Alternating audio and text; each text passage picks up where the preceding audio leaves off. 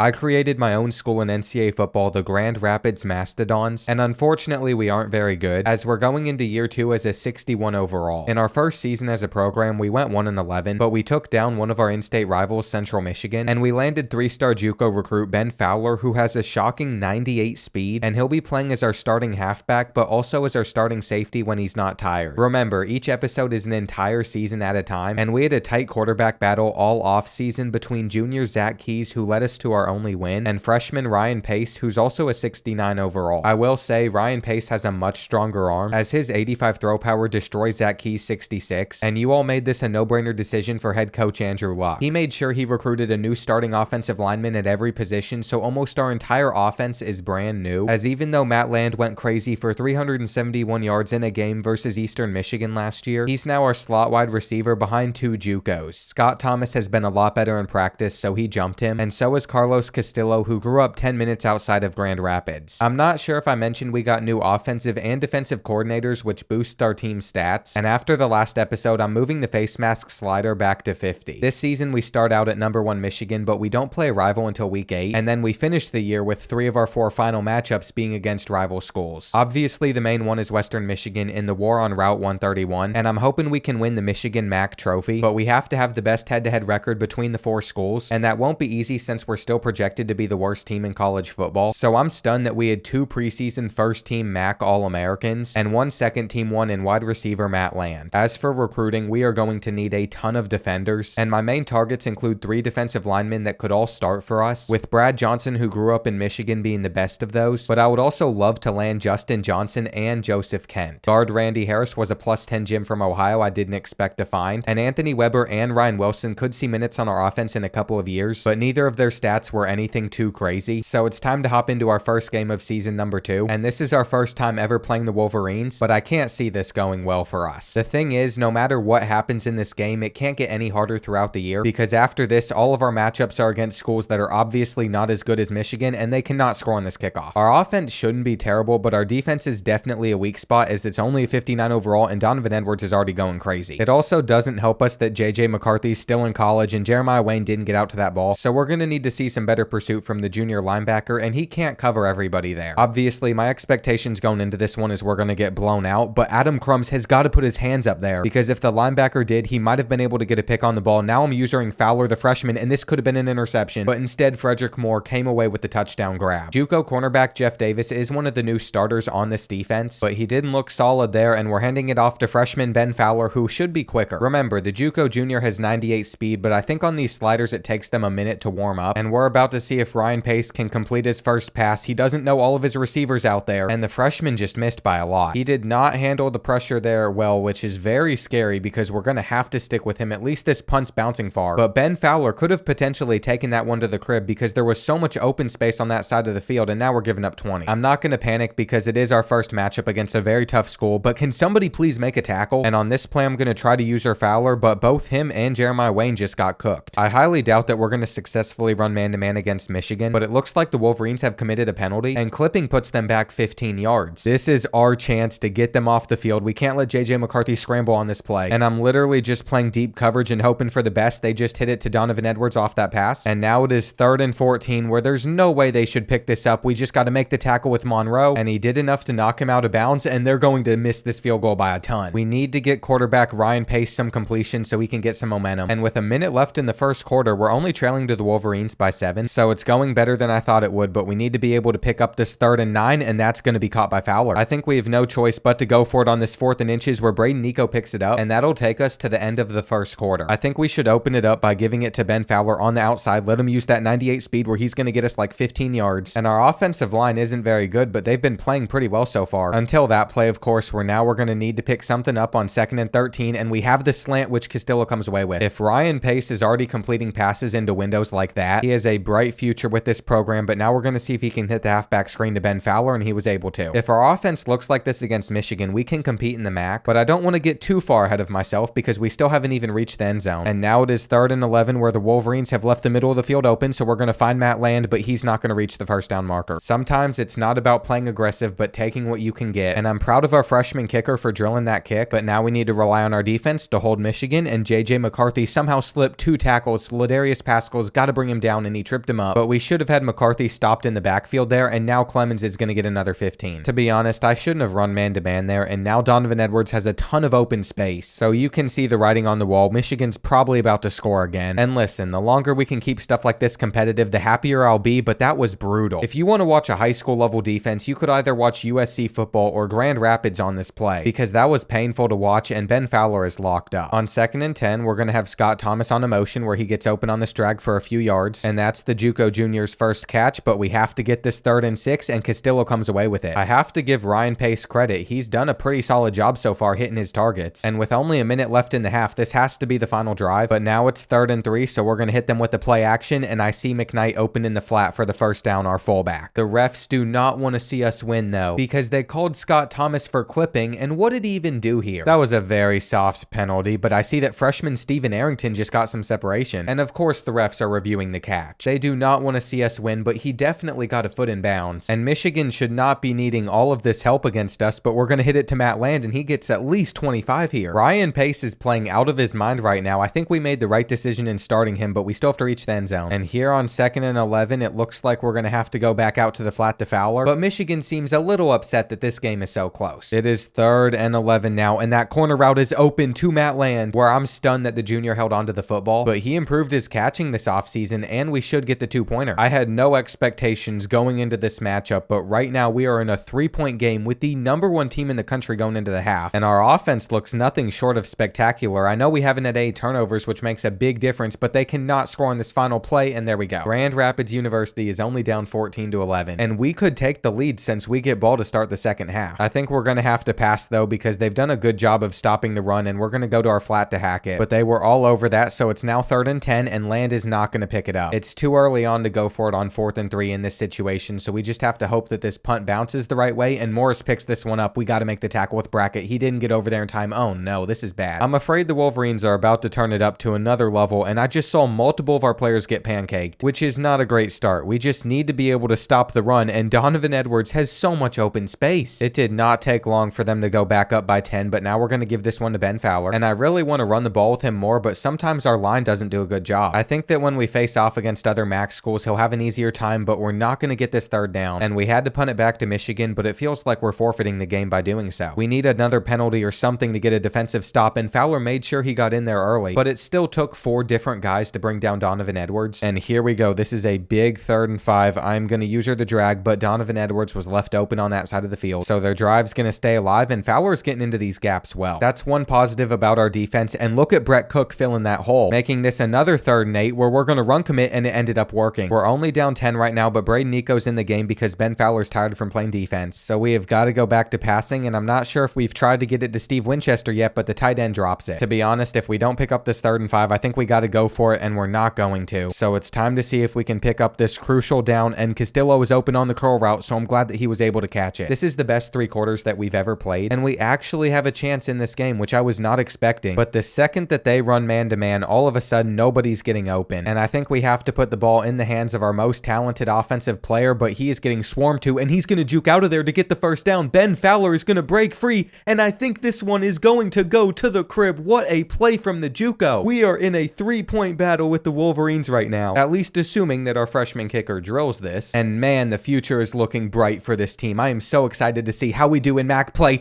Pascal comes away with the interception on JJ McCarthy, and what is going on? Grand Rapids University has the chance to do one of the craziest things ever. Pace is going to get sacked on this play, but if we could get at least a field goal, we could tie it up, and that's why we went to Ben Fowler. If anybody's getting it in a 3rd down situation, it has to be him, but Braden Nico's in the game, and Fowler cannot be tired right there. We're about to find out if Joseph Clement has the leg to hit this, and it looks like he does, so he drills the 42-yarder, making it 21 all, and JJ McCarthy's trying to scramble on this one. Don't tell me he's about to break free. How did he slip out of there? We need him to commit another turnover. He is shedding that tackle as well, but we have put on a show, and I've never seen Upton before, but he just delivered a crucial hit, making this 3rd and 12 where Michigan's going to try to pass it, and we have Donovan Edwards wide open. We've got to make a tackle. It looks like they're about to attempt a super long field goal, but somebody committed a false start, and with a minute and a half left, Michigan is punting the ball back to us, and I'm not going to touch that. It is time for quarterback Ryan Pace to shine, and he is already finding Matt Land, who had a ton of space there. So we have started our drive off well, and let's go to Steve Winchester for another 9. There's still 50 seconds left, and all we need is a field goal, but nobody got open, and even if somebody did, Ryan Ryan Pace had no time to get that ball out. I almost want it to go to overtime if we can't get this 3rd and 8 where the halfback screen didn't get open. And this ball just has to bounce well for us where it's going to go where I wanted it to, but the Wolverines pick it up and I think they're going to get to midfield. This is a little ugly. All it takes is one play for them to be in field goal range, and they really just ran the ball on us. But we were prepared, and I'm not sure if I like that man coverage. JJ McCarthy has so much space to scramble, and that's going to reach field goal range. I don't know what they're doing, though. They have hiked the ball, and this is the final play of the game where they just go with the slant, and we just have to make the tackle. That's overtime. We're even getting to start on defense, so no matter what happens, I think you know what we're going to do. We will go for the 2-point conversion all day, and now they're trying to run it on us again, but we've gotten it to a 3rd and 4 where they're going with the halfback screen, and we have somebody over there. We can literally win with a touchdown versus the #1 team, and I'm not sure how I want to run this offense on this drive, but they were ready for the run, so now we're going to have to switch things up, and we have our tight end open, but we didn't have time to get it out. No matter what happens on this 3rd and 22, we need to at least get back into field goal range, and they read that, so I doubt we can drill from 54, and 3 of our receivers have a question mark. It has been like this all game. I had somebody on a corner route. We just have to at least get something off. Please catch this, Hackett. No. We just came inches away from beating the #1 team, and that makes me feel like we could have a decent season in the MAC, but for us to be in that position, we had to play perfectly. I don't see that happening again in the near future, especially since freshman Ryan Pace went 21 for 28, and Ben Fowler had the best play in program history. That performance must have helped us attract recruits, though, because we have a lead on every single one of these players, and yes, that means all 10 of them. One person I haven't even mentioned yet was Rodney Crown, but the 72 overall corner would be a big addition, and I'm going to try to find some more in the only states we can recruit in, which if you missed the last episode, are Ohio, Michigan, and Indiana. Until we win a bowl game, I can only target 3 stars or lower from those states, and the best I could find was JUCO cornerback Jamar Robinson, but there's already multiple schools going after him, so we'll see how we compete with them as the season progresses, but I'm ready for our next matchup versus Ball State, and they don't have an impressive win as they beat Louisiana Monroe. We're going to bring out the Tusk helmets for the first time, and the Cardinals are only 14 overalls better than us, but they have the #1 pass offense in the country. I hope our defense can play how they just did against Michigan, and we're getting ball first, but I have to point out that this is one of the sickest stadiums I've ever seen, and that's not a good throw from Ryan Pace. Anyway, having this in the back of your end zone is such a unique atmosphere, and we're going to hit them with the half-pack pump fake draw to Ben Fowler, who's going to take the outer edge but not get much farther. It is 3rd and 4 now, and we're going with the wide receiver screen over to Scott Thomas. He's going to try juke to the outside, but they're saying that he was marked short, and instead of trying to make that a 15-yard gain, I should have just taken the 1st down, but I did the juke anyway, and this punt's going to be caught by Barfield, which goes to the 50. Oh my goodness. I think we should stop trying to get the lucky bounce because so far it has not worked out for us, and come on, Tremaine Wayne. You cannot make it that easy on Kyle Kelly or else he's going to tear apart our defense, and I'm trying to get in a blitz with Gramble where we're going to generate some pressure on him, but we're not able to make a tackle, and he's going to run for the 1st down or the touchdown. They just scored in 3 plays like it was nothing, and I hope that's not a sign of how the rest of this game's going to go. I saw we got a good block there, but maybe it wasn't because we're getting hit with clipping, and I feel like the game's trying to humble us after the Michigan performance. We do not look good like we did last week. We have come out very flat against Ball State, and we have got to pick up this 3rd and 9 where the best thing we can do is go to the drag underneath. Castilla won't make it though, and that's another time we've been marked short. I'm going to experiment with punting this one in the sky and seeing if we can get someone back there. Last time they took it to midfield, so as long as they don't make it there, this is a better option, and we have a ton of different matchups before we play in any more rivalry games. Marquise Cooper is going to break that tackle. I just saw our defender get pancaked, and I think he's taking this to the house, but he had a bad angle, and that's a tackle. His own teammate cut him off, which could cost Ball State because it's basically 1st and goal from the 10, and Marquise Cooper is going crazy right now. He does not want to be tackled, so we are going to run commit and see if that works, and it does, but they still can't reach the end zone on this 3rd and 8 where they're going to miss the throw. Kyle Kelly had a guy, but he's not perfect, and it's about time that we step things up offensively with Ben Fowler. He looked better running the ball against Michigan than he has against Ball State, and we cannot get held to our 3rd straight 3 and out, so we're going to look over to Steven Arrington, but I'm hesitant to even go back to the run since we've had no success with it so far, and that's why you do, because we just got 9 yards there, and Braden Nico goes nowhere. He's in for 3rd and 1 as well, so I probably should have passed this, but they gave us enough for the 1st down, and now on this slant, it's a terrible throw. I think I'm going to let Ryan Pace try off his 85 throw power on this play, but our offensive line didn't give him more than 2 seconds to get this off, and this is not the same offense that had success against the Wolverines. We're going to see if the halfback screen can work, but it doesn't either, and that was the worst 1st quarter ever, with this punt probably not pinning them back because it didn't bounce the right way. I've accepted that maybe it was a fluke against the Wolverines. Cook just got annihilated on that tackle, and Richmond got froze. He didn't even make a play there. Jeff Davis is going to have to make the tackle himself, and I can't believe this is one of our best cornerbacks. These sliders are meant to keep things this intense, but they didn't against Michigan, and now we've been brought back down to reality, but Tremaine Wayne filled that hole up, so now it's 3rd and 9, and everything's glocked up. He should have picked it, but I will take forcing them to another field goal. If our offense could score a touchdown, we'd be back within a possession, and we've started with a run on every drive, so I'm going to hit him with the play action where Ryan Pace just missed his target. I don't know where he was throwing there even because he missed so badly, but Fowler's going to hit the outer edge, and this should go for at least a first down, which is why we need to keep feeding him, but Braden Nico is in. He's our best offensive and defensive player, but he's out with a bruised shoulder, and this is not good because we're about to struggle a lot against Ball State. Braden Nico's going to have to step it up, and he is so much slower. I've decided to force Fowler to play through it, and what is Ryan Pace doing? He was so accurate at the big house in front of the Wolverines, but now he is missing every target, and we have to pick up this 3rd and 11, but he didn't see anybody he wanted to hit. I'm not gonna lie, I let the Michigan game affect my expectations for this team by a lot, and because we were competitive in it, I know we can be competitive, especially against our rivals, but it's not a given that we're gonna be good. We still have to go out and play our best every week. On this 2nd and 5, Kelly had enough time to miss his pass, and besides that first drive, I think we've done a really solid job against the Cardinals, but they are gonna pick up this 3rd and 5, so the drive's gonna stay alive, and if they're able to reach the end zone, they're gonna go up by 3 possessions. We've got to bring Hunt down, and he fumbled the ball, but they picked it up. That turnover was a chance for us to get back in it before the half, but it didn't go the way that we were hoping it would, and they're going to miss another throw. I don't know what's happened to these quarterbacks' accuracies, but it has led to a very bad offensive game, and we just got to get Pace's confidence up by taking the drags. I don't like looking at the checkdowns that much, but I know that Fowler's going to be open here, so we have to go with it to get the first down, and we just got to keep on running our offense like this, where we're going over to Matt Land, and he gets another 7. These are the passes that Ryan Pace is best at, and he's going to find Carlos Castillo for our biggest one yet, but time is ticking off the clock, so we're going to have to start moving it a little bit quicker, and we have got to get at least a field goal. They're going with man-to-man coverage. They're not keeping up with Fowler, but having enough time back there to let routes develop has been a big deal, and once again, there wasn't any. That was a painful first half to go through, but at least we've seen a lot of development out of our defense so far, as we are about to get a sack with Fowler, and now I'm going to see if I can get another one with Cook, but he didn't get in time. Kai Kelly's going to run around, and come on, boys, don't let him get the first down. What are you doing? You can see the frustration starting to build up. I just want this team to play better, but you have to keep in mind it's only our 2nd season, and that coverage was just atrocious. Kyle Kelly literally knew it from the start and instantly threw in that direction, and if they score here, I don't want to say it's ball game, especially since Ben Fowler's playing out of his mind, but we cannot fall behind by 3 possessions, and they're going to get at least 7 here. They're 1 for 4 on 3rd down conversions, and I know where the tight end's going on that one, so they're going to fail that as well, but we could have really used a pick 6 since we had a flat there, and we've played so passively all day, so it's about time we start to sling it. I want to feed it to Ben Fowler, but I'd also like to score some points, so I'm going to mix in a few runs still, but they're going to be a lot less common, and now we're going to hit him on this halfback screen where he looks so explosive. I wish he wasn't a JUCO, because then we'd have him for more than just 2 seasons, but if he can lead us to success, he's going to attract a lot better recruits to this school, and look at Steve Winchester go. The senior tight end is a beast, and now we're going to go to our backup tight end, Hackett, who might never start for us since we had that one transfer in from LSU. Braden Nico looks so slow on this play, and he's got like 86 speed, but he is no Ben Fowler, and we're just going to go with another halfback screen, which leads to a touchdown. So far, he's been our best receiver, so we're going to go back to him, and he was open there. It was Zach Keys that made the throw, though, so does that mean that Ryan Pace is hurt? I didn't even notice he was out for the game with a mild concussion, and he suffered it on this halfback screen because he was in for our touchdown, and how did he get a concussion there? This is literally the softest tackle I've ever seen, and it wasn't to his head, but NCAA football does not want to see Grand Rapids succeed, and Marquez Cooper's going to catch that one. After that start he had, I've been very worried of him getting it going again, but the player I need to be focusing on is Kyle Kelly, because their quarterback's been the one running for all these yards, and it's about time John Micah Hackett got a sack. Our defensive tackle was a preseason MAC All-American, and Jeremiah Wayne just made an amazing play. It is 3rd and 16, so a comeback is not out of the question. I don't know what type of play call this is, but they're somehow going to catch it. Don't tell me they get this. How is that even possible? We had all of the momentum in our favor, but now they get a new set of downs, and we will see what Kyle Kelly can do. It looks like Jeff Davis just got toasted by Magwood, and Ladarius Pascal is going to have to make a tackle, but if they make it into the end zone, they're taking a 3-possession lead, and that would pretty much put us out of this game, but we're going to hold them here, and we forced the fumble too. Southright picks it up, but the refs are reviewing it. I hope the tight end wasn't already down, but it looks like he was from this angle, and of course it's going to get overturned. That means it's 3rd and goal where they're going with the run to Cooper, and this extra point is going to seal it. I just can't imagine we live in a world where Zach Keys is able to lead us down the field 3 times, especially since he already missed that throw on that 2-point conversion, but he's going to find Castillo for the first time, and we have to remember he led us to our first win ever as a program, so even if he couldn't win the starting job, he's not the worst player in the world, and what was that? We need to score quick, but he is making that difficult, and Steven Arrington was open up the seam, but he sailed another throw, and we aren't getting it out in time. I've accidentally called a punt twice, so we've had to burn 2 timeouts, which is not a good look considering we're trying to pull off the comeback, but maybe we won't get this halfback screen and it'll all be over, but why would I ever think that? Ben Fowler is a beast. He's going to spin that dude out, and he's getting us to the 30. Our chances of a comeback are so low, but I love to see us having success there. And Scott Thomas is our best wide receiver by far, but he hasn't gotten many targets, so I'm going to go over to him, where he just reeled in a fantastic grab. I think next week we have to open up the playbook and be a bit more aggressive, because when we are, it seems to pay off for us, and I'm hoping for the best with this onside kick where Ball State's going to pick it up and Magwood has recovered the ball. I've tried, boys, but they turned on 2 clocks, so you know what that means, and we're not going to stop Cooper. It was a good effort, and I think we learned a lot about this team, but they are already about to score as we just missed 2 tackles. And since we're behind by 3 possessions, I don't want to waste your all's time, so if something cool happens, I will show you all. We haven't even skipped over a play yet, but I noticed they were not guarding Castillo very well there, so we're going to go for our deepest shot of the season. And it is a shame that Zach Keys can be so accurate and so inaccurate at the same time. This is a great example, as we couldn't have asked for a better ball here, but it was dropped, and now we have to hope one of these slants gets open. And since none of them did, you're going to see more player development out of Ben Fowler, as we're going to hit him on another halfback screen, and this is going to be our money play throughout the rest of the year. We might not be getting the win in this one, but we have discovered that play, and that is something that is working so well for us. So in the end, I'm not upset about this result, because we're losing by 10 on the road to a team that was much better than us on paper. And once again, Ben Fowler was our best wide receiver, which was without Ryan Pace, who should be back from his concussion next week. Recruiting wise, we still have a lead on all 10 of these players, but I've also decided we should go after punter Myron Cooper, because we're going to need a new one next year, and obviously we're trying to sneak into the battle for Jamar Robinson. I can start scheduling players for a visit versus our rival Central Michigan, and they've started their season with 2 losses, which makes me very happy. Our first home game of the year is against Akron, and I'm terrified of their quarterback and wide receiver combo. If we're going to beat them, we're going to have to play well defensively, but our offense also has to score some points. We're starting out with ball, so we're going to see if we can very early on. I love the backdrop here at the Grand Rapids Stadium. It is beautiful. There are some mountains in the city that you'll never heard of before, but the river is definitely a staple that you all have seen. And for our first play, we're just going to hand this one off to Fowler, where he gets a few. We saw that Castillo could break the press in the last game, but we probably shouldn't go for a deep shot this early on. So going underneath the Steven Arrington was the right move, and now we're getting nowhere. Fowler is best when we can get him out in space, so that's what we're going to do with this halfback screen. It looked like he just had a blue face, and I'm not sure why he is, but I don't care because he gets the first. But now it looks like that glitch is gone. We're just going to hand it off to him, and he has the outer edge, which means he's going to move the chains for the second time. Once Braylon Nico comes in, though, we know that we have to pass the ball, and that's off target. So that's why we try to keep things simple at the beginning, and Scott Thomas beat his man here, but the throw's off target, so I'm thrilled they threw a flag, because that pass interference call is going to make it 1st and 10, where Fowler just got stuck. I dream of the day when we can consistently run the ball, and Ryan Pace just threw his first interception. That's going back to Akron. He had the right idea as it was open over the middle of the field, but he threw it to Matt Land late, and we knew the freshman mistake was eventually coming, so I'm surprised that it took that long. We've got to figure out a way to stop this Akron QB, though, as he's going to keep it on the run, and how did he slip out of there, plus stiff arm one of our guys? Taj Bullock is only a junior, which means we have to deal with this for the next 2 seasons, and I'm going to try to get some pressure in by going with Ladarius Pascal, but he's going to find Adams quickly. I bet they're going to run the ball on 3rd and 1, so I ran commit, and it's being marked as a 4th and inches, which means Akron's punting it to us, and we're just going to let it bounce into the back of the end zone. Aside from the interception, Ryan Pace and our offense had a solid first drive, but they were prepared for the wide receiver screen, so he's going to have to make something out of nothing, and with his 55 speed, he wasn't able to do too much, which is why it is already 3rd down, where we're going with the slant, and Castillo held onto it. It is so nice to have wide receivers that consistently catch it this season, but every point we want to score seems to be a struggle to come by, and Steve Winchester dropped that one. Sometimes the tight end can be so good, and other times he can struggle, but Matt Land was able to break the press against number 24, and look at the tiny dude fighting. We are so blessed to have somebody like him as our slot wide receiver, and Steve Winchester just ran through the defense, where he finally caught the ball, and now we find ourselves with a 7-point lead on Akron. This could be our first ever win at home if we're able to finish it off, but I cannot get too far ahead of myself, because they're about to take this run to the house. Nobody on our defense came close to stopping number 20, and Clyde Price III just tied it all up. Things are starting to open up for both offenses, as you see us getting another 15-yard play, and I feel like we can hit them with the play action, because they'd be expecting the run, then we go with the corner route to Hackett, and that is intercepted. That's their 2nd interception already. This is why we can't go for many deep shots, but he didn't even try to catch the ball, and every time we start to have a little bit of success, we need to humble ourselves and realize that we can't play like we're a good team. Are you kidding me? Make the tackle, Fowler. He's literally the only player that I can trust on this defense, and if we're going to get some wins, he is going to have to carry this team hard. What a great hit from him on that play. They can take Walker for a 5-yard gain, because now it's 3rd and 5, but they committed a false start, so they're moving back another 5 yards, and those are starting to feel a little too common as well. If I need to adjust that slider, I will, but we've held them to 3, and we are not going to take any more deep shots with the pass, as we should just hand this one off to Ben Fowler instead. instead. When we do throw it, I think we're going to keep it simple because that's what works best. Pace is going to have to go to Castillo again, but the Akron defense knocked it out, making this a 3rd and 4 where Steven Arrington holds onto the football. He's our 4th wide receiver, but I feel like he's gone under the radar so far for the difference he's made, and it seems like every time we try to run it, they're all over it, so we're going to have to resort to passing. This is a big 3rd and 5 where they're not going with man-to-man coverage, which is going to leave Steve Winchester open, and this has to be the final drive of the first half, but Braden Nico's catching this halfback screen, so we knew it wasn't going anywhere. I wish we could trust him, but they're going with some heavy man-to-man coverage, and I think we're going to have Scott Thomas deep. He's going to drop it though, and to be honest, I was hoping Ryan Pace would lead him here, but he underthrew him, which is why that ball ended up being a jump one that he didn't come down with. It's not the end of the world, but if we don't get this, we're going to be moved off the field, so we had to go to Castillo because Carlos continues to find the open space in the defense, and I'm so glad we have him. He's a JUCO as well, which means he's a junior, and we're not going to have him for too long, but he at least gives us a chance to get other talent in here, and we're going for the corner route to Steve Winchester for the first. We might as well milk as much clock as we can before we try to get in with Braden Nico, and I was not expecting him to actually make it to the end zone there. With this extra point, we're going to have a 4-point lead at the half, or at least I'd like to think we will, because they could always score on this run, and that is what I was afraid of. No way they're going to break free. Of course they're able to. Gamble's going to have to make the tackle, and he doesn't. I knew it was coming. Clyde Price III has broken free for 2 of those now, and what a brutal ending to the second quarter. We did everything right there, but sometimes that's not enough. Now Bullock's trying to run out, and he gets 7, so we just got to lock in and try to stop the run. I'm going to make the tackle with Ben Fowler because he's the only player on our defense that can, and on this 3rd and 5, surely they're not going with the run, but they're in an odd formation here, and there's just too much time back there for Bullock. They're going to get some lucky route bounce, and that's what they did to Adams. That is so frustrating because we should have gotten them off the field in that situation, but you know what? We should be thankful that in our 2nd year as a program, we're able to be in competitive matches like this, and what's really important at this point is how we do against our rivals later on in the season, so we're fine. Of course, John Micah Hackett was on the end of that sack, which actually caused their backup to go in because I guess he hurt Taj Bullock at least for a little bit, and we've got to take advantage of that by stopping them on this 3rd and 11 where we do. We just got 2 sacks in 3 plays, and their punt would pin us back to the 3, but we can handle this. They're going to probably commit to the run, so we're going to hit them with a little bit of play action and then try to get it out, but maybe we can't handle it. Let's just hope that their backup quarterback's still in because we're going to need another stop, but right now I see Bullock's out there instead. They're in Wildcat for this next play, so I've just run commit hoping for the best, but they have this speed on the outer edge, and that's one of our problems with our defense. It's a hard pill to swallow, but if we wouldn't have made so many mistakes, we'd be winning this game right now, and they cannot get any more than a field goal on this drive if we want to keep it within a possession, but that is much easier said than done. We're going with straight man-to-man coverage, and that had to be picked. It was literally in our hands, but instead they get another opportunity on 3rd and 12, and they're not getting it out. Senior left tackle Todd Augustine got that sack, and I forgot to change his position to a defensive lineman during the offseason, which is a big deal because for whatever reason, he plays better there than on the offensive line. Fowler needs to get up though, and if he wouldn't have stumbled, that would have been a touchdown run. It might be rare, but every so often he has an opportunity to take advantage of, and we're going to let that crappy play take us to the end of the 3rd quarter. Here on 2nd and 14, we're going to hit him with a little bit of the play action, but they were not fooled, making this a long 3rd and 21, and Matt Land didn't catch it. He was so open at one point on that play, but his route took him to a different spot, and this bounce actually worked out for us going all the way to the 10, so we have finally flipped the field successfully, and on this 1st and 10, Fowler's going to have a chance at an interception, but it was almost caught instead. I'm not going to lie, our star player almost got embarrassed here, but it ended up being okay, and Taj Bullock kept this one where he spins out one of our defenders, but he's not getting any farther. We need our fans to be loud here on this 3rd and 5, and I am watching that drag underneath, but they got another one. So Akron has moved the chains, and on 2nd and 10, they're going to run for another 1st down. I wish this game wasn't in the hands of our defense right now, because once the opposing team starts running, we don't do a good job of stopping it, as I just saw somebody die on the field, and it was none other than Ben Fowler, who just got sent to the Shadow Realm. We cannot have him taking shots like that. We need him to be healthy, and this could be another sack, which gets us our 4th, and I don't think we've ever had that many. It's intimidated Akron as they're starting to run chew clock on us, and I don't know if it's going to matter, but we're going to take a timeout, and on 3rd and 9, they simply cannot pick this up, but there's a lot of time back there, and we're going to hold them. All I can ask for is a chance, but this might go out at the 1-yard line, and I am terrified of this spot. Their punter's been going crazy, but thankfully we got the right ruling. Now we're going over to Matt Land, who drops it, and yes, I understand that was not the right read there, but I was hoping he burnt his man coverage a lot better, but it all works out for us because we're going to get the 1st down anyway, and Ben Fowler's going to take this halfback toss to about midfield. I can't decide if I want to score super fast or if we want to try to run down the clock, but it seems like quicker might be the better option, because if we don't get the 2-point conversion, we still have a chance of getting the ball back, but it's not a very good one since we only have 1 timeout left, and come on, that is not a sack that you want to see. Now we are in a 3rd and 18 situation where the corner route did not knock it open. I tried to force it into that window anyway, and I was hoping we could get out of bounds. But Akron should be able to just run out the rest of the clock on us, and of course they're going to get a big run instead. That is going to go for what might be his third touchdown. Don't let him. I promise. A win is definitely coming in this season soon, but it's not going to be in this embarrassing performance. And this is why I didn't schedule any visits versus Akron. Taking a look around the conference so far, you'll see that Western Michigan's on top, but they play number 15 Washington State soon, so hopefully they lose. And after we play 4-0 Western Kentucky, we're playing a winless NIU. So if we don't win this one, it won't be the end of the world, because I have a feeling that we're going to have a very hard time versus 95 overall Malachi Corley. If we can stop him, that would be amazing. And I don't remember him giving us that many issues last season, but we'll see what happens. We're starting on the offensive side of things, and after throwing 3 picks in that last one, I'm going to have to see a much better performance out of Ryan Pace. We tried the deep shots, but we very quickly learned that that is not going to be our style of play during this season, and maybe this team can do it in a few years or something, but as of now, we don't have the talent to pull it off, so it's just going to be the slow and methodical drives for us. And with the triple option, that's the first time we've run it, but it's working successfully as Ben Fowler falls forward, and I didn't think Ryan Pace was capable of pulling that off because he has 55 speed, but he looked better running than he did passing on that play, and this time he's actually going to hit the drag. But it is still third down, and right here he has Matt Land, but he missed him. It's a little too far to attempt a kick from here, so we have to go for it, and of course we're going to look in Fowler's direction, because if we're going to trust anyone in that situation, it's him, and look at all of that open space. This opening drive makes me feel so much better about our offense, and so far we have played our best when we face our toughest opponents, because Western Kentucky's really good, and we should still be able to get a field goal on this drive as that's down the middle. What I'm worried about though is if we're able to stop the Hilltoppers offense or not, and they're already passing for a big gain. Of course we just tripped our 2 DBs up, and that's going to the crib. This is Grand Rapids football in its finest form, and now we have to try to work it all the way down the field again, but I'm not sure if we're going to be able to do that. We're going to have to go out into the flat to Fowler and hope that he's able to make a play himself. Look at that juke move. To be completely honest with you, I don't know what we would do if we didn't have somebody like him on our offense. That was a beautiful throw, and seeing stuff like this out of freshman Ryan Pace makes me so happy. We did not deserve to get any yards there, but we were still able to get it anyway, and I'm glad that we're letting him develop, but we have not recruited anybody that could replace him, and we did not just fumble that football to the Hilltoppers. No way Ben Fowler did that. He's been so good for us this season, but he was probably a little too gassed and got hit hard, which isn't a great combo. The refs are reviewing the fumble though, so there's a chance that they could say his elbow was down, but I honestly think the ball was out before his arm was down, so I am stunned that they reversed that call, but I'm not going to complain about it. And look at that catch. Matt Land made all of the effort to reel that one in for us. He has not had a drop issue this season, and last time we got down to the red zone, we weren't able to finish it off, so I'm hoping that we're able to this time, but our offensive line's going to have to hold up, and Matt Land is wide open in the end zone where he catches it. I don't know what type of defense they just ran, but it was not a good one, and on 1st and 10, they're just going to float it to Sanders for about 8, but that's much better than them scoring a touchdown, and we're going to have to be prepared for the run, but they're also a pass-heavy team, which is why I'm not sure how we're going to have to play this defensively, but we should have had an interception. 3rd and 3, they are doing another passing play, with this one going to Malachi Corley. Ladarius Pascal is going to miss the tackle. We're going to have to get him down, and come on, team. That looked so rough, and LT Sanders just slipped through that open hole. So we've got the ball back again, trying to drive down the field, and this is where our offenses look pretty solid. I don't know what it is about the Hilltoppers defense, but they haven't looked the best, and come on. If Ben Fowler didn't get tripped up there, that probably would have been a touchdown for us. But Ryan Pace is kind of putting on a clinic, as right now he is 13 for 16, and this is the exact bounce back that we needed to see from the freshman. I'm so pumped up for our rivalry games later on in the season, because by then we're going to know exactly what works with this team. But Nico is in on our halfback screen on 3rd down, and we should have run something else if we knew that. It doesn't feel right to punt inside the 35, which is why we're not going to do so. Scott Thomas holds on, and our drive is going to stay alive for the time being, but Ben Fowler is getting crushed at the line, so we're just going to go back to passing it instead. This is a crucial 3rd and 8 where they went with man-to-man coverage, and we had someone late, but the Hilltoppers got the sack, and we are really going to test our kicker's range here with the 48-yarder, but I didn't get full power, so we should have tried to pick up another 4th down conversion. And why is he so open? I'm afraid that our defense might never get a stop in this game just by judging off of what we've seen so far, and I'm going to try to get in that gap with Jeremiah Wayne, but they did a great job of picking up our 5-man pressure to get a big gain. And on this 1st and 10 play, again, the slant is wide open, so we got to stop running man coverage. It's so sad that this has been by far our best offensive game yet, and we are down by this much. But Scott Thomas looked awful quick on that play, and we need to make sure we get him involved a bit more. We have some really solid receiving targets, and Matt Land isn't going to be able to get much on this one, but at least it's 3rd and inches, so we should pick that one up relatively easily. And I'm going to try another screen pass because it's Thomas that's catching it, and that's going to go for 15. You know we love that play call, so we might as well mix in another, but they were expecting it, and I'm going to be looking for Winchester over the top of the defense, but they guarded him, so we're going to Scott. And I didn't want to burn our final timeout, but there's only 7 seconds left in the half, so we have got to hike this ball soon, and our tight end is open, but that's not going to be far enough. I really don't like taking a field goal here, but it gets us within a possession. So going into the half, we're only down by 8 points, and our defense has got to get Western Kentucky off the field at some point, but again, I went with man coverage. I didn't learn my lesson. I said I wasn't going to call it anymore. So you best believe everybody's dropped back on this play, but that's when they mix in the halfback draw. It was a great play call, and LT Sanders does it again. I feel like the Hilltoppers have a counter to everything we want to do, and their offense is playing how I expected the Michigan one to against us, but Land has started to drop stuff again, and I'm afraid that this one is close to getting out of hand if we can't pick up this third down, which we're not going to. We probably shouldn't punt here, but I do want to keep things realistic, and no team is going for that on 4th down inside their own 30, so they're getting it back, but at least we get lucky with a clipping penalty. I just want to see something out of our defense to show that we can at least put up a little bit of effort, but when we sit back in this zone coverage, I know that they're probably going to dot it up, and this needs to be intercepted. Come on, boys. There were 4 of you on that ball, and after seeing what happened there, we are going to run cover 2 again, where we are going to lock up the run. Tremaine Wayne might have come in and missed the tackle the first time, but he got back up to bring him down, and that's the type of effort you love to see, but having so many more first downs than them and losing by 15 makes me sick. They don't have proper man alignment over there on Scott Thomas, but somehow they figured it out when we hiked the ball, so we had to go somewhere else, and Ryan Pace continues to deliver when we need him to, so that's why we've been throwing it so much more than running it, but there is no time back there. I'm not sure there's anything he could have done differently in that situation. They guarded our corner route, so we're not going to pick up the first down, and I don't like that we have to punt it back to them again, but I feel like we could get a lucky bounce and pin them back inside the 5, which might happen. Now it's on our defense to force the safety and change things, so we are going for it, and this is a setup for disaster if we don't get pressure in time, which we're not going to. Their tight end catches it, and thank goodness Monroe just got up. We're in a tough position because if the Hilltoppers get any more points, we are done, but Monroe is going to get the interception. That's his first, and Andrew Monroe's only a freshman. That is what we want to see, our new recruits clamping up, but whenever Ben Fowler isn't in there to run the ball, we really struggle, and we had to force that out quick. To be honest, it wasn't open, but I knew Ryan Pace couldn't take another sack, and it's worked out in the end for us as we're about to get it back within a possession if we can score. We just need a few more yards, and we have somebody open. It is Castillo, so I'm pretty sure Carlos just caught his first touchdown ever, and we might as well go for the 2-point conversion now instead of later where we're going to pick it up. That was the perfect ending to the third quarter, and hopefully our defense can clutch up again. All I know is man coverage somehow got us a pick on our last drive, so if we're going to go back to anything, it's that, and we just have to hope for the best and that our defensive line gets in some pressure, but Messer comes away with that ball, and they're approaching field goal range, which does make me a little bit nervous, but we went into this game expecting to get blown out, so I'm glad we turned it around, and it's been so fun to see the development out of all of our players. That's a tackle, and we might have just gotten them out of field goal range. Cornerback Brett Cook normally gets flattened, but he stepped up big time because this is not a freebie from 50 yards out, and are you kidding me? That might have been good from 65. I guess Western Kentucky has a good kicker, but it just gives Ryan Pace a chance to continue to shine, and we're going right back to feeding it to Ben Fowler as he's going to take this handoff for another 10. There's only 3.5 minutes left though, so if we're going to score, we're going to have to do it quick, where as much as I'd love to continue to mix in the run, we have to pass, and it's a good thing we did because Braden Nico's in the game. Now we're going to hit Castillo, and he's going to fumble the football. We got to bounce on top of it, and that was almost super bad for us, but we ended up getting it back, and Fowler does not want to go down. I'm hoping that Winchester gets open on this streak up the middle, and we're going to hit him, which is going to result in a touchdown. So we have gotten it right back within 3, and we know the run's coming, so I'm going to run commit on every play, which should work out for us as they just went with a halfback draw, and now it's 3rd down, but I knew they'd probably pass it here, and Corley has toasted Jeff Davis. We probably shouldn't have pressed him. He isn't going to be tackled, and this one's going to the crib. Malachi Corley, the guy that I said we had to be careful about, just crushed our upset hopes, but they missed the extra point, so they're only up by 9, and we could still get an onside kick and get lucky off of something like that, so it's not completely over, but we cannot afford to get 1-yard gains inbounds like that because that just didn't go for much, and it wasted a lot of time, so we're going to need Ryan Pace to start looking a little bit deeper downfield, and he almost got sacked. I hadn't seen his stats for a while, so I was curious how well he was playing, and he's literally completing 85% of his passes, and we're still losing. It is now 3rd and 6 where Matt Land's going to get open on the corner route. He might be able to take this one to the house if he was quicker, and this has been such an amazing performance from Ryan Pace. That's a touchdown where he's going to break Terrence Dogan's school record, and we have got to recover this onside kick to still have a chance, but the Hilltoppers are going to get it, and that's game. I mean, surely we got to have a win coming soon because we played so well offensively, and I wish we could replicate this performance the rest of the season. It's going to be hard to match, but Matt Land had a great receiving game, and even though we haven't won, we deserve this bye week. As of now, our rivals Central Michigan haven't won a game, but they've also played 3 Power 5 schools, and I almost wanted to schedule everybody for a visit against Northern Illinois, but they just won a game, so everybody's coming versus Central Michigan besides Randy Harris. I'd also love to put this coach upgrade into kitchen sink, but we're about to need more recruiting points, so I'm hoping that pays off, but we just landed a ton of talent. Not only did we get Brad Johnson in the week before, but we just got Ryan Wilson and Joseph Kent, so now to finish the defensive line trio, we just need Justin Johnson to commit, and we're in some tight battles here at the top. I've also decided to pursue after quarterback Kurt Butler and linebackers TJ Davis and Anthony Goodwin, so we'll see what type of class we can throw together, but at least for this one versus Northern Illinois, we need to rush for 100 yards and pass for 250. Getting a win would also be nice since they're 1-4, but we all know that that's not going to be easy, because even though we've competed so well with our opponents, we still don't have a win, and we're starting this game out on defense where Brown's already getting 6. On 2nd and 3, they're going to hit us with the pass, and they're going to go back to their running back to get the first down, so I'm starting to notice that their offense might run through Antonio Brown, and they have a tight end that's gotten open on this play, and we are going to miss the tackle there. That was just a lazy attempt. This has to be the final game of the night, as you can tell that I'm tired, but we can still come out and get this win versus the Huskies, so I'm hoping that we can stop the run here on 2nd and 8, but we did not do so. They just pancaked Ben Fowler, and thankfully we make a tackle. What a rough start this has been for our defense, and if our offense doesn't step it up, it could be over pretty early. That was a nice catch from Steve Winchester though, and this halfback draw got blown up, which puts us in a 3rd and 8 already, and we're going to go back to Steve Winchester where he's going to hold on to the football. Our tight ends made the difference so far, and now we're keeping it on the option, pitching it last second to Ben Fowler, but he just got caught, and if he didn't, he probably would have been gone there. I feel like time's starting to fly by as there's only a few minutes left in the first quarter already. He's going to take this one for a big gain. This is going for 20, 25. Look at that effort, and he deserves this helping hand up. He is single-handedly carrying this team, and now Matt Land is going to catch it, making his way into the end zone. So we have tied it all up at 7, and I'm very happy with how that first offensive drive went for us. But as of recently, our defense has been the main issue, and this is going to be another run where I just made the wrong tackle with Ben Fowler. I thought I was clicked onto another guy, and Antonio Brown, like I said, is going to have a big game. We're right back to square one, being down by 7 points against NIU. We're going to get at least 6 or 7 though, and we've already got 45 rushing yards, so we're halfway to 100, but sacks will go against that total, so we have to make sure that Ryan Pace takes as little as possible. We've played perfectly on the offensive side of things so far, but to keep this drive alive, we have to pick up this 3rd and 1, and surprisingly, Braden Nico was able to. If I knew he was in the game, I would have definitely passed it, and it's crazy to think that he started for us all of last season. That was almost picked, and I should have just thrown it away. Thank goodness Ben Fowler is back out there. He's going to take this juke to the outside edge and then spin for more, which takes us to the end of the first quarter, and this is a massive 3rd and 2 where we are going to go to Ben Fowler again, but it's a bad throw. I almost don't want to punt since we're on our side of midfield, so we are going to waste one of our timeouts, and let's just hope that the halfback screen works to perfection like it has in previous games. That's going to be a first. Ben Fowler spins out of it, and he is going to take this one to the crib if he's a little bit quicker, but to be honest, he really can't be as he's already at 98 speed, and we have got to punch it in this situation, which he does. The aggressiveness is going to pay off, and our offense looks so good, but our defense looks so terrible. I feel like if they could just step it up, we'd be on our way to our first win, because this is the best that I've felt about any of our matchups this season. Hampton's going to avoid taking the sack though and throw for the first down. What was that hurdle? Evidently, we're still giving Ethan Hampton too much time back there, and on 2nd and 7, they're going with another run where Brown is going to get lit up, or at least stopped in midair, making this a 3rd and 6 where Ben Fowler is over there, and that is a 10-yard loss. You can see that we're starting to come alive, and we're just going to let this one bounce into the end zone, so we can start this drive the right way where Nico is in at running back. With Ben Fowler playing strong safety for us, we have to remember that he's going to need a break every time we get the ball back, but I have to hope that he is on the field on this 3rd and 1, and he is, where we are going to hand it off to him, and he is going to get it. To be honest, it would be perfect if we could make this the final drive of the first half, and with 2 minutes left, that's definitely possible. I was going to go for a run on this next one, but I've audibled to a pass just because I saw Nico was in, and now it's 3rd and 8 where Fowler's not out there again. We're going to try to go over the middle of the field. Scott Thomas holds on, and now that you see Ben Fowler out there, you're also going to see us running our halfback screen specialty to him where he's going to get out of bounds, and I'm going to see if the halfback sweep can get him into any open space, but that was a negative 8-yard run, and we should never try something like that again. Here on 3rd down, he is open in the flat, but we didn't throw it to him as Ryan Pace missed his target, and the game's saying to go for it on 4th down, but I refuse to give Northern Illinois the ball in such a good position if we don't pick it up, and that punts off. We were so close to pinning them back and forcing them to take it to the half. Instead, they're going to get to the 40, and I know I made the right decision, but I'm starting to regret not going for it. Ethan Hampton's going to try to roll out. Hackett cannot bring him down, and now Ladarius Pascal's over there who just got stiff-armed to the ground. That was nasty. You should never let a quarterback do something like that to you, but as long as the most the Huskies get is a field field goal, I'm going to be okay with that. And on this 2nd and 5, they're going deep for a touchdown. I cannot believe that we are starting this third quarter down by 7, but that's why I wanted to end the half with the ball. And now it's 2nd and 12 where Thomas is going to motion over, but he couldn't get open. And we're starting to crumble like we always do, unless we can pick up this 3rd and 20, but it is picked off by Gasaway. They knew that we wanted to go to Ben Fowler. And this is painful to see, but we're about to go down 28-7 if we can't get a stop. Here on 2nd and 12, they're going with the toss to the outside, and I'm getting there with Ladarius Pascal, which means on this 3rd and long, we're just going to drop back into some zone coverage, and that's successful. I'll gladly take them only getting a field goal out of that, because to be honest, I thought it was about to be a lot worse for us, and I might as well hit them with another halfback screen if they're going to send in blitzes like that. We got to get the right block though, and we do. Ben Fowler should take this to the crib. There's no way that number 3 has more speed than him, and that was the right play call. There's got to be a counter to them sending heat, and we have found it, putting us right back in this football game. This has to be intercepted though, and Ladarius Pascal had it in his hand. That was it for us. He's going to try to shoot this gap, but he just got blocked well, and Davis needs to get over to number 1. But Antario Brown gets another big gain on us. Now they're going to passing, and Ethan Hampton's trying to escape the pocket. He did, but he got lit up in the process, so hopefully he doesn't try it again. And why is there nobody on Antario Brown? This is not good. He just stiff-armed Ben Fowler, and our man coverage just got confused on that play. Here on 2nd and 10, it's going to be another run, and that is a gap for number 5, their backup. But he couldn't finish it off, so now we're run committing, and there were so many open receivers. Here on 2nd and goal, we're getting up that gap, but that pitch was perfect, and our defense continues to cost us, but we do have Hackett open, so we're going to start our effort to fly down the field, and Matt Land confused the defense, so he was able to get naked on this play, but they swatted it down. That would have been such a big gain, so it's frustrating to see, but as long as the drive can stay alive, we're going to be all right. And look at that catch. We just crossed passing for 250 yards, so that should make that recruit happy, but we still need to run for over 100, and I doubt that's happening. It's more important that we try and get the win, and I see that Steve Winchester is going to get open here, but that's about all that we had, and that'll take us to the end of the 3rd quarter. We need Fowler to step up big time on this halfback stretch, but it's 4th and 1 now, so we're going to give him a halfback toss into space, and come on, nobody got blocks there. And for like the 5th week in a row, the writing is on the wall. They're going to pitch that one out in time just to get more yards. So I think we're about to come up short in another matchup, and besides that interception, we played so well in this game. I mean, that is at least from an offensive perspective, because our defense has been getting cooked. Speaking of cook, Brett Cook can't make a freaking tackle, and I'm going to have some nightmares about this defense when I go to bed in the next 5 minutes. They didn't rule it a catch on the field, but we all know it was, and they might as well just overturn it now, because I left him wide open, and they deserve that first down. Fowler's making the tackle, but if they score more than a field goal, we're done, and they're picking up another 7. This is a huge 3rd and 4 where I wanted to try and send a blitz in, and we are going to stop them. So not all hope is lost, as this keeps it within 2 possessions, but we have got to score quick, get a defensive stop, and then get another touchdown, so there's still a long way for us to go. Here on 2nd and 7, we're just going to have to make sure that we get at least a slant off to Matt Land, but it's going to be picked because he dropped it, and I'm going to challenge that immediately. It says that I can challenge the catch, so there's no way that that was actually a pick. I swear I saw this ball hit the ground first, so tell me why the play stood. Like, this was so obvious that the ball just sat there on the ground just like that, but they're going to give it to them anyway, and that's going to be game for us. It's almost impossible to come back in this position, and if they pick up this 3rd and 3, it'll definitely be where they had some people open, but we could get the interception, and we do. Andrew Monroe just got his 2nd pick of the year, and seeing the freshman play this well makes me so happy. Now we're going up the middle to Matt Land for a huge gain, so they might have cheated us, but we still have a little bit of a last-ditch effort in us, and we got to get out of bounds. I guess dropping the ball there works too, but we still have a long way to go before we can even reach the end zone, and this is where we test out our 85 throw power. But Scott Thomas decided to not lay out for the ball. That was it. That was our moment right there. I'm going to look back in his direction again, but we're going to have to recover the onside kick since we only have one more timeout remaining, and without any pressure, we play a lot better. I mean, we have been flying down the field on this drive, which is impressive, and Ryan Pace just picked up another school record. Unfortunately, I do think it's going to come in a loss as Barnes holds onto the football, but maybe Northern Illinois can pull a Miami fumbling us the ball, and on 3rd and 12, of course, they're still running where we're going to lock them up, so we're getting the ball back with about 10 seconds left on the clock, and why did Scott Thomas miss that? I wanted to see what he could do on the return, but we're just going to try throw it up towards the sidelines, and that's an interception. I feel bad for Ryan Pace because that's one he didn't deserve, and that's the 2nd time that he's had 3 in a game, but he played well, and I would say that 2 of those weren't his fault. It was a rough night of football as we're starting the season 0-5, which means that we're sitting alone at the bottom of the MAC, and I'm ready for rivalry week against Central Michigan, who's on a 2-game winning streak, where I thought we were going to have a lot of people visiting, but it's only these 6 players now, because all of these guys just committed, and that includes Randy Harris, but we did lose on one player, and that was Austin Pittman. Seeing all of that success in recruitment recruiting just made things so much better. And then I found 6'6" Brett Jackson at wide receiver, who we might as well try and go after. Alright, it's a brand new day now, and I am ready to play our first rivalry game, where remember, we're trying to win the Michigan MAC trophy by having a better head-to-head record than all the other Michigan MAC schools, and Eastern Michigan won it in our first season, but now that we have a tracker for it, we're going to keep up with every single matchup. I figured it would be close, but if anything, I am terrified of Western Michigan now, and of all the Michigan schools, they're our biggest rival. Trace Burgett just went out and threw for 4 touchdowns, and before we play our game, this is what the standings are looking like. It is time to see how we do against Central Michigan, and with the visiting prospects coming to our school, we should try to at least pass for 250 yards. More importantly though, we have to shoot for a win, because this is our 6th game and we still don't have one, but last year the one school we were able to take down is Central Michigan, so hopefully that can stay true today. I've never tried to run with Ryan Pace, but their man coverage locked us up, so we had no choice, and Fowler's not going anywhere. 3rd and 15 already. This time we're going to have Matt land, and that's a 10 to 15 yard gain. So our first drive has stayed alive, and that's all I can really ask for. With how our defense has played recently, I'm not sure if we can fail on any of these offensive drives, and I'm trying to slide with Ryan Pace, but it worked out for us in the end, and why is Braden Nico in the game? It's always terrifying when you see him back there on a 3rd and short, and unfortunately we weren't able to get that throw out in time, but this time we're going to Steve Winchester, and he just fumbled it away to Central Michigan. I feel like I might as well challenge it just to try and get the ball back, but I have no idea if he was down or not, and from this angle, it looks like he might have been. We just have to hope that the refs give us our home field advantage, and I love to see that the play was reversed. That makes this another 3rd and short where we're running up the middle with Ryan Pace, and that keeps this drive alive once again, where Matt Land's going to run a beautiful corner route, and now we're going to pull our best play out of our playbook, but I'm glad it was off target. We didn't have Fowler out there because he suffered a bruised shoulder, so we're going to have to pass if we want to reach the end zone, and we have someone open, but now Ryan Pace isn't getting up. Without him, we might be in trouble, so we're keeping Ben Fowler in, and this is the 2nd time he's suffered a mild concussion. It's all on Zach Keys now, who helped us take down Central Michigan last year. On this play, he has a terrible throw, and this is not good news for our team, but we'll see how the backup does. Now, if we're going to have a chance in the game, our defense is going to have to force a turnover or two, and I'm not a fan of the fact that they've already picked up 1 first down. I see a lot of people open here, so of course they're going to have another receiver for more, and Jace Bauer has way too much time back there, so we're going to bring some heat in his direction, and that solved all of our issues. I'm not sure how many times we can do that before we force a turnover, but he just fumbled, and I've never seen this play call before, but it looks like he whiffed it on the throw to his running back, so we will gladly take that because we just forced the turnover that we needed. Now it's on Zach Keys to start hitting some throws with his 66 throw accuracy, and the one thing that we can't have is a 3 and out, so we're going to go with the slant to Steve, but it's probably best if we try to keep it on the ground from here, and so far Ben Fowler has had a rough time establishing the run, which makes this a very long 3rd and 12, but we have Winchester, and come on. I've learned my lesson in previous situations. We're going for it here instead of punting, and Carlos Castillo comes up big time. To be honest, my biggest worry there was if Zach Keys was able to make that throw or not, but he did, and that's another 9. That run takes us to the end of the 1st quarter, and we're just 6 yards away from reaching the end zone here, so we're going to mix in a little bit of a read option because Zach Keys is quick, and this is the best start we've had, going up 10-0. Now I will say we are fortunate that Burt Emanuel Jr. is hurt, who is Central Michigan's starting quarterback, but we're still playing well, and they're getting hit with a clipping call. That means all we have to do on this drive is not give up 22 yards in 3 plays, but Marion Lukes is going to break free. He's going to shed that tackle, and I'm afraid he might take this to the crib. We just got laid out. Ben Fowler's trying to catch him, but it is too late. The little halfback is so quick, and I'm going to be glad when he graduates because he's a senior now, and I remember him from last year. I wish we could establish the run, and Ben Fowler has a lane. This is going to be his first big one, but he couldn't move the chains, so we're going to have to do it here. And I feel like with Zach Keys at quarterback, we have to avoid passing as much as possible, but we're also just going to have to trust him to step up, even if he hasn't yet, and that ball was way behind Steve Winchester. 3rd and 4 now. Robinson's open on the hitch. He catches it, and freshman John Robinson's our 5th wide receiver, so that's the first time he's made a catch this year, but I'm sure he'll make a bigger difference for our program in the near future, and look at that catch from Ben Fowler. I'm trying to find different ways to break down our rivals' defense since we're using our backup, but in the end, I think our best option is to resort to halfback screens, and Ben Fowler just got clamped up, but he's going to break out and still lose 5 yards. The odds of us picking up this 3rd and 17 are not very good, but Zach Keys has Steve Winchester, and he comes down with it. To be fully transparent, I was expecting him to drop that because of his previous track record, but now we're about to reach our rivals' red zone, and Ben Fowler doesn't do it. I think our best option on 3rd and 2 is to go back with another run, but it's Braden Nico, and you know what? I hate on him a lot, but he's done a pretty solid job on the few plays I've seen, but that sack's probably going to get us out of field goal range, so we just had to hope for the blitz on this play. That's what they did. Ben Fowler's going to take it. We need 1 block, and we got it. When I say that we played pretty much a perfect half of football, even with our backup quarterback, I mean it. This is the final play. It is going to almost be picked, and Jace Bauer hasn't done much so far, but he is their backup quarterback, so they're also dealing with that issue. To open up the 3rd quarter, quarter, it looks like they're handing this one off to Marion Lukes, and I tried to fill that hole up with Jeremiah Wayne, but he is a tough little guy to stop, and their best option is to continue to run with him. Instead, they've tried to pass, and we eventually got in some pressure. I'd expect them to go back to the run, and I can already tell that nobody's over here. Multiple of our players just got pancaked, so we're lucky that that wasn't a house call, but we really struggle to stop the run. That's why Ladarius Pascal coming up big time there is a massive deal. They're not going to have much open besides Marion Lukes, and that's another first. But if we give them that much time, that's what's expected. So I've decided to go back to calling blitzes, and we're all over it. 3rd and 11 now, where they just hit us with a halfback draw. We have players in that area, come on, and we're standing over them, taunting our rivals. We might regret that in the future, but as of now, we're up by 7, and that lead could be erased very quickly if we don't have a solid drive here. So it's time that we go back to relying on the read option with Zach Keys, and his 77 speed should be very clutch for us. He's going to pitch this one to Braden Nico, who I wish was a little quicker, but that's still 9, and we're simply going to have a different style of play whenever our backup quarterback has to play. But so far, these runs are working, and I see another open lane, so we're going to take that. They've not picked up on how to stop this yet. Inverted veer gets us another few, and this is the most efficient that our rushing attack has ever felt, but they swarm to the ball there, and on 2nd and 9, we're not getting much. You know exactly what we're resorting to on this 3rd and short. They sent the blitz, but Braden Nico was able to get out to that football, and I wish it was Ben Fowler, because that would have definitely been a touchdown, but it's coming back. You've got to be kidding me. We obviously can't run that again, so now we're going to have to feed it to Land, where he made the play, but I wasn't sure if he's going to, and with this counter, we're losing yards. That'll take us to the end of the 3rd quarter, and there's just 6 minutes of football between us and beating our rivals, but we're going to need to do something here on 3rd and 10, and I might as well try to let Fowler make it work. He's going to spin out of there, and he even reached for the 1st down marker. I told you all, if any recruit was going to change our program, it was this JUCO, and we cannot afford for him to not be in down on the goal line, but Braden Nico takes it, and that's a touchdown. We have full control of a game for the first time ever, but Marion Lukes is about to get loose, so I'm glad we wrapped him up, and we still have a long way to go if we're going to secure this win, but right now, Jace Bauer's 3 for 8, so he's really struggled, and we've got to get them off the field on this 3rd and 11, where we're going to do so. Look at Andrew Monroe coming up with his 3rd pick of the year, and what a beautiful read from the freshman. Now it's time where we can turn on Chew Clock and hope that Ben Fowler seals the game for us. He might break free on this run, and he might take this to the crib as well. What a run. He might have just sealed our win versus Central Michigan, and I cannot believe that we are up by 21 points right now, but this is the best we've ever run the football, and Jeremiah Wayne should have had that interception. All I'm going to say is in our 2 years as a football program, we have owned Central Michigan, and getting off to a 1-0 start in the Michigan MAC rivalry series is a big deal because we actually have a chance at winning it. Ideally, I'd like to hold them to 10 points, but that probably won't happen, and I just saw the filthiest route on that side of the field, so I'd highly recommend that you all watch that one back, and they're about to reach the end zone, but it's okay. We're going to be fine. The only reason we're still keeping up with it is because they could recover an onside kick on us, and Jace Bauer has been horrendous. We are so lucky we got to play against the backup quarterback. This could potentially be the final stop that we need, and Ben Fowler gets out there, but he's not able to bring down Marion Lukes. Of course he isn't. So that led to them scoring, but we have to get the onside kick, and Matt Land is able to clutch up. From here, we should be able to run out the rest of the clock, and that was a nice hole for Ben Fowler. So what an ending this has been for us, and can we run up the score even more? We might as well take this one to the crib. However, the refs are going to be our biggest haters, so with that holding call, we still need one more 1st down to seal it, and that is going to be caught by Steve Winchester. We're going to take some knees after this, but he wants more. I can't believe we just survived with Zach Key's terrible accuracy, but we own Central Michigan with back-to-back wins against them, and our fans deserve to have some happiness. Obviously, Ben Fowler deserves to win player of the game, but I'm not sure if Zach Keys missed a throw after those early passes, and I'm loving the development out of freshman cornerback Andrew Monroe. Of the recruits that visited our school, 4 of them committed, so it's nice to add players like wide receiver Anthony Weber, and we're close to pulling in both Adam Montgomery and quarterback Kurt Butler. He's got a strong arm, but he's not very accurate, so if he commits, he's expecting to be the 3rd stringer behind these 2 guys, and with this coach upgrade, we might as well get kitchen sink, which allows Andrew Luck to put even more points on all of these recruits. I also have to mention that right now we're tied for 1st place, but we're still sitting at the bottom of our division in the MAC, and our next 2 games are pretty rough, but after that we play our 2 MAC rivals twice, Toledo and then Michigan State. Buffalo's a 74 overall, so I feel like we have a shot, but they're 3-0 in conference play, so we'll see, and they also have the advantage of hosting versus us, but that's fine because it is a beautiful day here in New York. We're starting on defense, which if we can get a stop would be a good thing, but their tight end's already gotten open, and last game I learned that we have to mix in some more blitzes, so we might do that on 1st and 2nd down, and then on 3rd down drop back into zone coverage, which feels like a good plan, but we will see. They're not going to pick up this drag to Ferguson, so we've already gotten the Bulls off of the field, and Scott Thomas has a chance to return this kick, but he has not had a good return yet, so I'm not surprised that he went nowhere, and on this halfback toss, we're getting locked up. Last game, we saw what can happen if Ben Fowler's able to break free on a run, and this is an opportunity for that to happen. He might be able to take this one to the house. I think he has more speed than number one, and we just need him to break free. But he got caught in the process of breaking Braden Nico's season rushing yard record, and since he's tired, he's not out there for this play where we're going to take a sack. Every so often, we have to expect the freshman on the offensive line to make mistakes, but that is brutal because I thought we were about to score a touchdown, and now we're a bit far away from it. Here on 3rd and 7, I'm hoping that Hackett's able to get open over the middle of the field, but they have locked that up, so we're just going to have to go deep to Steve Winchester, and they're going to get the interception. I shouldn't have tried to force it. The only positive is right now they're sitting on the 2-yard line, and that means bringing in blitz after blitz, but we just tried to get in, and McMillan broke free on our press. We're not going to stop them here. I didn't think they were going to pass in that situation, but it killed us. We just gave up a 94-yard touchdown, and after that interception, Ryan Pace is frazzled for the first time. He didn't even know what button Matt Land was here, where he just threw his second one. You've got to be kidding me. They're going to take this to the 25. We are crumbling right now after having such a potential good start. On 1st and 10, Fowler could get the interception, but he dropped it, and that would have been a pick 6. He's trying so hard to carry this program on his back, but if we could hold them to at least a field goal, that wouldn't be as bad. And on 3rd and 3, they are trying to pass, so we went with a blitz. And of course, it was middle linebacker Jeremiah Wayne getting the sack, setting a school record as well in the process. Granted, it was his own record that he broke, but we're still going to take it. And no more turnovers from Ryan Pace. Those 2 interceptions were very costly. I've already decided that unless we recruit a better quarterback, he's starting for the next 4 years. So even if he's struggling now, we need him to get through these growing pains so he can be better later. And it stinks because we're doing Zach Keys dirty, especially since he's led us to our only 2 wins in program history, but I'm sure we're going to get another one this year, and look at that. Fowler is eating this Buffalo defense alive right now. We're actually able to run on a team, which is a beautiful thing, but the refs are bringing it back for holding, and that means that we should probably go back to passing the ball, but they had good defense, making this a 2nd and 29, and I have no faith that we're able to pick this up, but at least we made it a 3rd and manageable where we're going to roll out and try to find Matt Land, but that throw's knocked away. It stinks that we can go from having such a good game to then coming out the next week and doing nothing offensively, but that punt's going to sit exactly where we need it to. We're going to let it continue to roll until we stop it at the 1, and I know we've gotten burned one time before, but we're trying to shoot in that gap and stop them, and they're going to break free for another huge touchdown if Jeff Davis doesn't come up clutch, and I see the flag on the play.